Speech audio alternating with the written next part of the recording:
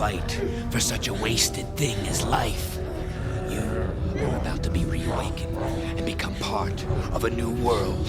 A world where loss and pain are non-existent. This is...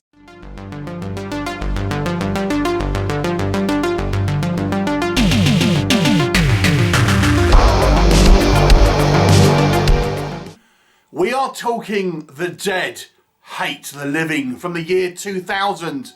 And this is directed and co-written by Dave Parker. Now, Parker's actually been involved in another somewhat well-known zombie movie. Yes, the infamous UA Bowl movie, House of the Dead, which he co-wrote.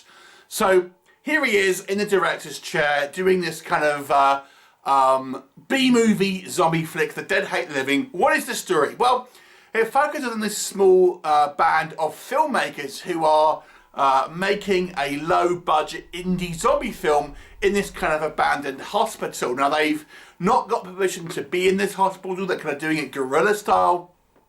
And a little bit during this shoot, they kind of investigate this hospital and find there's evidence of kind of a strange ritual. And they find a kind of coffin-shaped chamber with a body inside, and this body belongs to this kind of like Rob Zombie looking guy who has been doing some kind of weird experiments, and inevitably they decide to use this body as part of their film, inadvertently wake him up from his undead slumber, and he brings forth an army of zombies.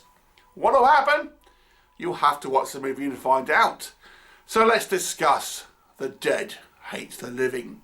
If you like homages, you'll probably get quite a lot from this movie, because one of this movie's kind of unique selling points in a way is kind of its homaging of other kind of zombie properties and other kind of just properties in general. I've mentioned our lead bad guy. He looks like Rob Zombie, and I think he's deliberately styled after Rob Zombie, formerly of White Zombie, because they actually directly reference an album, the name of an album from White Zombie. But there's lots of kind of homages to, just the filmmaking process. Things like for example, one guy has some squibs, and someone makes a comment about it. Goes, well, that's going to be foreshadowing, and of course it is. But obviously, lots of other homages from mainly zombie films. So if you like the kind of like this somewhat of a meta feeling through movies, then you may like this one. There's some interesting kind of zombie makeup, I have to say.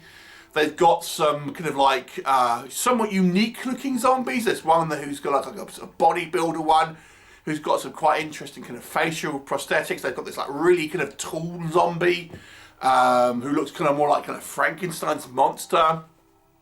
So there are some kind of quite interesting designs, and I quite like the fact that we have this master zombie, the Rob Zombie kind of guy who's kind of completely kind of sentient and has this kind of like evil plan, and kind of, he's all kind of dressed up and things like that. So I quite like some of the kind of the aesthetic choices. Our cast of characters, I think, are quite a likeable sort of like gang of kind of filmmakers, from the kind of the wannabe kind of film star to the kind of like this goth chick kind of crew member, the director who's like a sort of film fanboy and things like that. They're all kind of quite likeable kind of characters. And as I said, if you're a fan of just kind of movies, and especially the kind of lower budget horror films, there are lots of references that will kind of be spat at you through the movie, and kind of obviously these characters are representative of, I think, probably, how horror fans sometimes are. The movie doesn't outstay its welcome. It's a full movie production. They're not known for long movies, shall we say. So, it ends up being sort of somewhat kind of punchy. It takes a little bit of time before our kind of zombies show up, but once they do, it's pretty much kind of all action from that kind of point on. I quite like this kind of set of this kind of this hospital, which I thought was pretty good. And all around, it's somewhat of an entertaining, schlocky kind of B-movie. Obviously not taken particularly kind of seriously. It is somewhat kind of tongue-in-cheek. But it has this kind of fun vibe, and I have to say, I quite liked the ending. I quite like kind of where it left off. So what doesn't work? I feel this movie is a little nonsensical. I mean, there's just things that it introduces, and I'm not going to spoil anything for you, but there are plot elements here zombies that seem to pop out of nowhere. Very kind of loose plans. This Rob Zombie guy, I said he's very vague in regards to his plans and what things are, what props are, and things like that. It just seems to be like, yeah, don't worry about that. So it's kind of a little kind of nonsensical.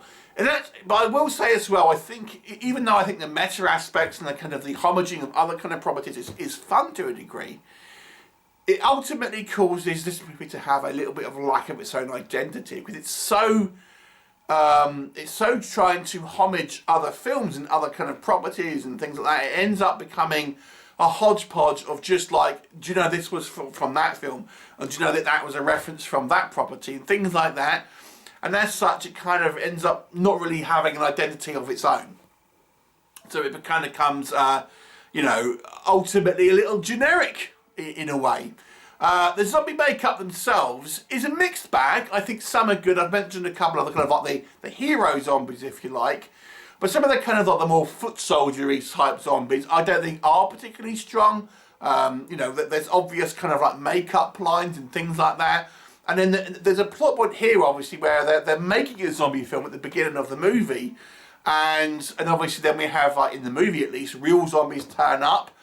And the makeup looks comparable. I think you could have had it where, obviously, our zombies that were fake in the film, the film that they were made, the film within a film, they could have looked a lot different compared to the kind of like quote-unquote real zombies that turn up later. But they're more or less indistinguishable. The makeup results are about the same.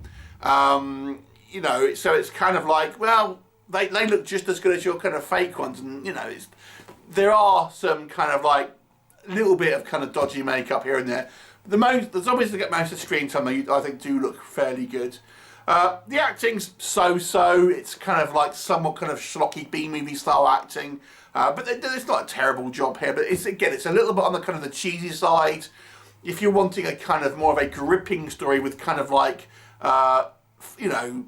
realistic characters that will kind of have dramatic moments, that doesn't really do that in favour of kind of like fun kind of like caricatures, really more so than kind of any type of real kind of quality acting or anything like that. So overall, this movie is, I think, not bad. It's kind of an okay watch, but it really doesn't kind of stand out in any particular way. It's very much, a zombie film for zombie fans, but doesn't really elevate the material. And it just kind of ends up being a homogenized kind of feeling of everything you've kind of seen before in zombie films, kind of like bottled into kind of one property, where it could have had, I think, more of its own identity. But it's alright, it's just kind of like somewhat of a watchable but ultimately forgettable kind of zombie film. So I'll kind of score it straight down the middle. I'll go with a 5 out of 10. It's just kind of an average, lower budget zombie film. Neither bad nor good necessarily, just kind of existing in the ether that you watch one day and you forget about the next. 5 out of 10. Have you seen it? What did you think of it? Leave me a comment and I'll look forward to seeing you next time. Bye for now.